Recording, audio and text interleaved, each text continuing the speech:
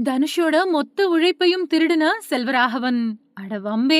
இப்படியெல்லாம் நடந்திருக்கா? நடிகர் தனுஷ் இப்போ தன்னோட இட்லி கடை படத்தோட ப்ரமோஷன்ல செம பிஸியா இருக்கிறாரு. இந்த படத்தோட கதைய அவரே எழுதி, திரைக்கதை அமைச்சு, இயக்கி நடிச்சும் இருக்காரு. இது மட்டும் இல்லாம டான் பிக்சர்ஸ் கூட இணைஞ்சு படத்த தயாரிச்சும் இருக்காரு. இப்படி இருக்கிறப்போ, படத்தோட ப்ரமோஷன் மதுரையில செப்டம்பர் 24ஆம் தேதி நடந்துச்சு. வரக்கூடிய அக்டோபர் 1ஆம் தேதி இந்த படம் ரிலீஸ் ஆக இருக்கிறதுனால, ப்ரமோஷன் வேலைகள் பரபரப்பா போய்க்கிட்டு இருக்கு. இப்படி இருக்கிறப்போ, மதுரையில நடந்த ப்ரமோஷன் நிகழ்ச்சியில தனுஷ் கிட்ட அவரோட படங்கள்ல இடம்பெற்ற வசனங்கள போட்டு, அது அவங்களோட சொந்த வாழ்க்கையில எங்க பொருந்துது அப்படின்னு கேள்வி எழுப்புனாங்க. அதுல மாரி படத்துல வரக்கூடிய "சேட்ட புடிச்ச பையன் சார், சும்மா சும்மா எல்லாம் கலாய்ப்பான்" அப்படிங்கிற வசனம் போடப்பட்டுச்சு. இத கேட்டதும் சிரிச்ச தனுஷ், அதுக்கு பின்னாடி பேச ஆரம்பிச்சாரு. அதாவது அவர் பேசுறப்போ, "சின்ன வயசுல நான் கொஞ்சம் சேட்ட புடிச்ச பையன் தான். ஆனா என்ன விட சேட்ட பிடிச்சவரு செல்வராகவன். அவர் என்ன விட 8 வயசு பெரியவரு.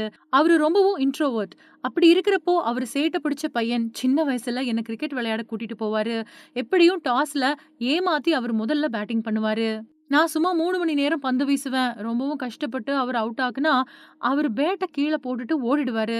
பல நேரங்கள்ல நான் பேட்டே பிடிச்சதே கிடையாது.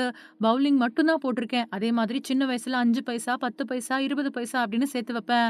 அது ரூ. 4 ரூ. 5 சேர்ந்தா ஏதாவது வாங்கி சாப்பிடுவேன்.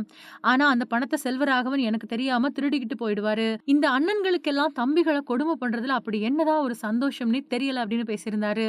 அப்போ அங்க கூடியிருந்த தனுஷ் ரசிகர்கள் கைதட்டி சிரிச்சு ஆரவாரம் பண்ணாங்க. அது மட்டும் இல்லாம சில ரசிகர்கள் செல்வராகவன் இவ்வளவு கொடுமை செய்யக்கூடிய அண்ணனா சின்ன வயசுல இருந்திருக்கிறாரே அப்படின்னு கமெண்ட் போட்டுட்டு வராங்க. இந்த நிகழ்ச்சியில தனுஷ் ஆடுகளம் படத்துல பணியாற்றினப்போ மதுரையில தனக்கு ஏற்பட்ட அனுபவங்களையும் பகிர்ந்துகிட்டாரு. இட்லி கடை படம் வெளியாக இன்னும் ஒரு வார காலம் இருக்கக்கூடிய பட்சத்துல செப்டம்பர் 24ஆம் தேதி படத்தோட ப்ரமோஷனுக்காக போன அவரு இத தெரிஞ்சுக்கிட்ட அவரோட ரசிகர்கள் அவருக்கு உற்சாக வரவேற்பு கொடுத்தாங்க. அப்போ ஒரு ரசிகர் அவருக்கு வேல் கொடுத்தாரு. அத தனுஷ் வாங்கிக்கிட்டாரு. இது தொடர்பான வீடியோவும் இணையத்துல வேகமா பரவிட்டு வருது.